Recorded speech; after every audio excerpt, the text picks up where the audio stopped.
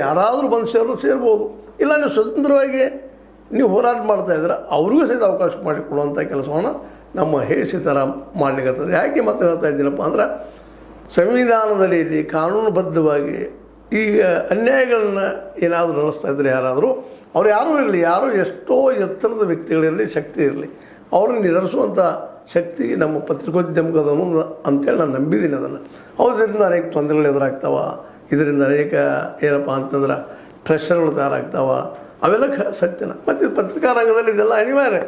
ಸತ್ಯವನ್ನು ಹೇಳೋ ಮುಂದೆ ಅನಿವಾರ್ಯವಾಗಿ ನಾವು ಎಲ್ಲನೂ ಎದುರಿಸಬೇಕಾಗ್ತದೆ. ಈ ದಿಶೆಯಲ್ಲೇ ಇನ್ನೂ ಅನೇಕ ಆಹ್ವಾನ ಹೇಳ್ತಾ ಇದ್ದೀನಿ, ತಾವು ಬಂದ ಈ ಹೋರಾಟಕ್ಕೆ ಜಾಯ್ನ್ ಆಗ್ಬೋದು ಅಂತೇಳಿ.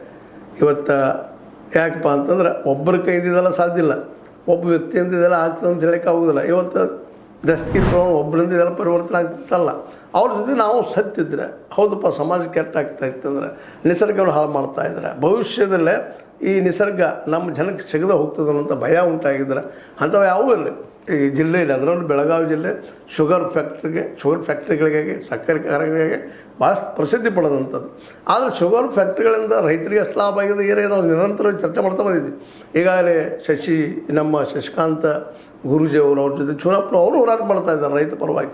ಅವುಗಳ ಬಗ್ಗೆಯೂ ಆ ಹೋರಾಟದ ಬಗ್ಗೆಯೂ ಸಹಿತ ನಾನು ಸಾಕಷ್ಟು ಇಂಥ ಮೊದಲಿಗೆ ಚರ್ಚೆನೂ ಮಾಡಿದ್ದೀನಿ. ಅವ್ರ ಜೊತೆಗೆ ಈಗ ನಮ್ಮ ದಸ್ತಗಿರಿ ಪಲ್ವಾನ್ರವರು ಸಹಿತ ಒಂದು ಎಕ್ಸ್ಟ್ರಾ ಹೆಸರು ಸೇರ್ಕೊಳ್ತಾ ಇದ್ದಾರೆ. ಯಾಕಂದರೆ ಇವರೆಲ್ಲ ಓಪನ್ ಆಗಿ ಎದುರು ಬಂದು ಮಾತಾಡ್ತಾ ಇದ್ದಾರೆ, ಯಾಕಂದ್ರೆ ಹೇಳ್ತಾ ಇದ್ದಾರೆ, ಎಲ್ಲೂ ಹೇಳಿದವರು ಎಲ್ಲೂ ಮಾತಾಡಿ ಅವುಗಳ ಬಗ್ಗೆ ನಾವು ಪ್ರಸಾರ ಮಾಡೋದು ನಮ್ಮ ಕರ್ತವ್ಯ ನಾವು ತಿಳ್ಕೊಂಡಿದ್ವಿ ಅಂತ. ಇನ್ನುಳಿದ ಯಾವುದೇ ಕ್ಷೇತ್ರದ ಜನ ಇರಲಿ, ಅಲ್ಲಿ ಅನ್ಯಾಯ ಆಗ್ತಾಯಿದ್ರೆ ಅವ್ರು ಓಪನ್ ಆಗಿ ಬಂದ ಮಾಡ್ತೀನಿ ಅಂದರೂ ಸಪೋರ್ಟ್ ಅದ. ಇಲ್ಲ ನಮಗೆ ಸತ್ಯ ಅನಿಸಿದ್ರೆ ಅವರ ಮೂಲಕ ಕಾನೂನಾತ್ಮಕ ಹೋರಾಟಕ್ಕೂ ಸಹಿತ ನಿಮ್ಮ ಸೀತಾರಾಮ್ ಅದು S16 ರೆಡಿ ಆಗಿದೆ ಅಂತೇಳಿ ಈ ಒಂದು 80ನೇ ಈ ಸ್ವತಂತ್ರೋತ್ಸವ ಸಂದರ್ಭದಲ್ಲಿ ನಿಮಗೆ ಹೇಳುವಂಥ ಪ್ರಯತ್ನ ಮಾಡ್ತಾಯಿದ್ದೀನಿ. ಯಾಕಂದ್ರೆ ಮುಖ್ಯವಾಗಿ ನಾವು ಏನು ಮಾಡ್ತಾಯಿದ್ವಿ, ಈಗಾಗಲೇ ಹಿಂದಿನ ಎಪಿಸೋಡಲ್ಲಿ ನಿಮಗೆ ಹೇಳಿದ್ವಿ, ನಾವೇನೋ ಸಾಲ ಏನೋ ಮಾಡಲಿ ಎಂತೋ ಮಾಡಲಿ, ಯಾಕಪ್ಪ ಅಂದ್ರೆ ಸತ್ಯ ಹೇಳೋ ಕೆಲಸಕ್ಕಾಗಿ ಮಾಡ್ತಾಯಿದ್ವಿ, ಜನರಿಗೆ ಅನುಕೂಲ ಆಗಲಿ, ಒಳ್ಳೆಯ ಸಮಾಜ ನಿರ್ಮಾಣ ಆಗಲಿ ಅನ್ನೋ ದೃಷ್ಟಿ ಇಟ್ಕೊಂಡು. ಮತ್ತು ಆ ದಿಶೆಯಲ್ಲಿ ಅನೇಕರು ಸ್ಪಂದನೆ ನೀಡಿದ್ದಾರೆ, ನಮಗೆ ನೀಡುತ್ತಾ ಇದ್ದಾರೆ, ಇನ್ನೂ ನೀಡುವಂಥ ಸಾಧ್ಯತೆಗಳಿದ್ದಾವೆ. ಅದಕ್ಕೆ ಜನನ ಎದ್ದು ನಿಲ್ಲಿ ಅನ್ನೋಂಥದ್ದು ನಮ್ಮ ಉದ್ದೇಶ. ಅದಕ್ಕಾಗಿ ಜನರಿಗೆ ಒಳ್ಳೆಯದು ಆಗುವ ಸಲುವಾಗಿ ನಾವು ಅನೇಕರಿಗೆ ಅವ್ರಿಗೆ ಪ್ರೋತ್ಸಾಹ ನೀಡಿ, ಬೆಂಬಲ ನೀಡಿ, ನೀವು ಹೇಳ್ರಪ್ಪ ಸತ್ಯ ಹೇಳ್ರಿ, ಮುಂದೆ ಬರ್ರಿ, ಎಲ್ಲರೂ ಕೂಡಿ ಮಾಡೋಣ, ವ್ಯವಸ್ಥೆ ಬದಲು ಮಾಡೋಣ ಅಂತ ಒಂದು ಮೂಮೆಂಟನ್ನು ಸ್ಟಾರ್ಟ್ ಮಾಡ್ತಾಯಿದ್ವಿ.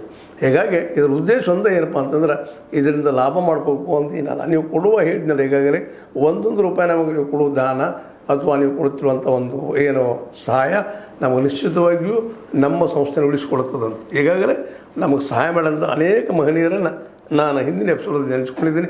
ಮತ್ತು ಅದೇ ಕಾಲಕ್ಕೆ ನಾವು ಈ ಒಂದು ಸಾಲದಿಂದ ಎದ್ದು ಬರ್ತೀವಿ ಅನ್ನೋ ಭರವಸೆನೂ ನಮ್ಮಲ್ಲಿದೆ. ಯಾಕಂತಂದ್ರೆ ನಿಮಗೆಲ್ಲರೂ ಸಹಾಯ ಸಹಕಾರ ಅದ ನಮಗೆ.